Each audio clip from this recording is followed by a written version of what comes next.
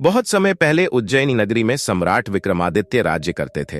वे अत्यंत पराक्रमी, बुद्धिमान और न्यायप्रिय राजा थे।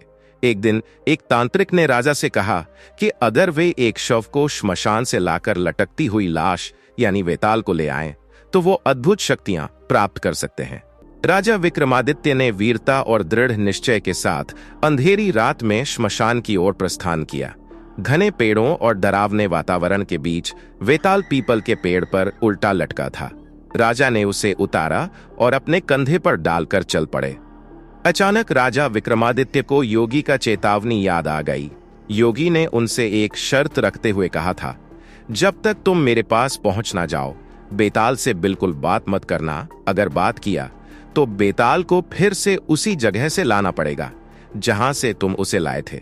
राजा विक्रमादित्य यह सब सोच ही रहे थे कि शव में छिपा वेताल उनसे बात करने लगा। राजा विक्रम, रास्ता बहुत लंबा है। इस दुनिया में अगर कोई व्यक्ति मुझे अपने कंधे में टांग कर इस दुर्गम रास्ते से गुजरते हुए उस योगी तक ले जा सकता है तो वह केवल तू ही है। अब इतना दूर बिना कुछ बात किए जाना अत्यंत कष्टदायक है, लेकिन मुझे पता है तू यह कार्य कर लेगा। अब बात करेगा भी कैसे? शर्त के अनुसार अगर तू एक भी शब्द बोला तो मैं फिर से उसी वृक्ष पर लटक जाऊंगा जहां से तू मुझे लाया था। चल, तेरी यह समस्या मैं दूर कर देता हूं।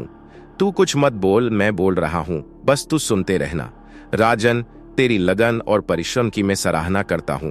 तू राजा तो अच्छा है, पर मुझे तेरे प्रेम के प्रति नजरिया पर संदेह है।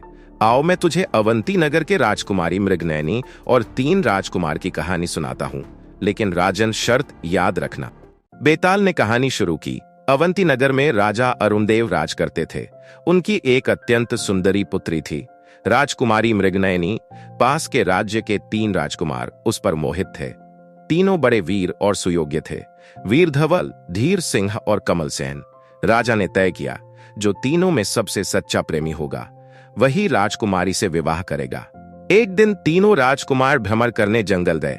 राजकुमारी भी अपने सखियों के साथ उनके साथ जंगल गई। तभी एक भयंकर दानव ने राजकुमारी को उठा लिया और दूर पहाड़ों की ओर भाग गया। राजा दुख में डूब गए। तभी तीनों राजकुमार लौटे। राजा ने कहा, जो मेरी बेटी को ढूंढ कर लाएगा उसी से उसका विवाह करवाऊंगा। वीरधवल के पास एक दिव्य खंजर था जो दानव को मार सकता था। धीर सिंह के पास एक उड़ने वाला घोड़ा था। कमलसेन के पास ऐसा ज्ञान था कि वो देख सकता था राजकुमारी कहाँ है। कमलसेन ने ध्यान लगाकर देखा, राजकुमारी दूर किसी पहाड़ की गुफा में कैद है। धीर सिंह अपने उड़ने वाले घोड़े पर वीरधवल को लेकर वहां पहुंचा। वीरधवल ने दानव को मार गिराया और राजकुमारी को छुड़ा लाया। अब सवाल उठा, कौन सबसे सच्चा प्रेमी है? कमलसेन जिसने राजकुमारी का पता लगाया, धीर सिंह जिसने वहां पहुंचाया, या वीरधवल जिसने अपनी जान जोखिम में डालकर दानव को मारा? बेताल ने पूछा, राजन, तेरी बुद्धि क्या कहती है? तीनों में सबसे योग्य कौन? राजा विक्रमादित्य मुस्कुराए और बोले, सबसे सच्चा प्रेमी वीरधवल है। बेताल बोला, पर राजन, कमलसेन और धीर सिंह क्यों नहीं? राजा बोले, क्योंकि पता बताने वाला सिर्फ मददगार है, वहां ले जाने वाला साथी है, पर जिसने अपनी जान की बाजी लगाकर उसे बचाया वही सच्चा प्रेमी है। प्रेम में त्याग और साहस जरूरी है, सिर्फ सुविधा नहीं।